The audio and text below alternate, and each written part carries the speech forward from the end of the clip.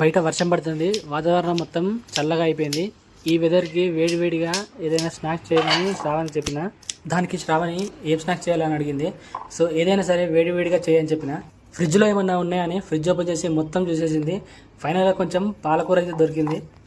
పాలకూరలో ఆనియన్స్ వేసి వేడివేడిగా పకోడీ చేస్తా అని చెప్పింది. ఓకే చేయని చెప్పిన. ఎందుకంటే మనకు ఉట్టిగా కూర్చుంటే మనసుకు అయితే పట్టది, ఏదైనా తినాలనిపిస్తుంది. మళ్ళీ అందులో చల్లని సాయంత్రం. ఇంకా ఏంటంటే మనం కొంచెం ఫుడ్డీస్ కాబట్టి ఫైనల్గా ఈ పాలక్ పకోడీకి కావాల్సిన ఐటమ్స్ అన్నీ వేసి పాలక్ పకోడీ అయితే నూనెలో వేస్తుంది. చూడండి, పాలక్ పకోడీ నేను ఇంతవరకు ఎప్పుడు తినలేదు, చూడాలి ఇదే ఫస్ట్ టైం ఎలా ఉంటుందో. మొత్తానికి వేడి పాలక్ పకోడీ అయితే శ్రావణి అయితే రెడీ చేసేసింది. సో ఇదంతా కష్టపడి శ్రావణి చేసింది కాబట్టి నేనే తింటా అని చెప్పింది ఫస్ట్. సరే తినేసే అని చెప్పిన. ఫైనల్గా పాలక్ పకోడీని ఫినిష్ చేసేది మాత్రం నేనే కదా అని సపరేట్గా కూకున్నా. సో మొత్తానికి పాలక్ పకోడీ అయితే రెడీ అయిపోయింది, తింటున్నా.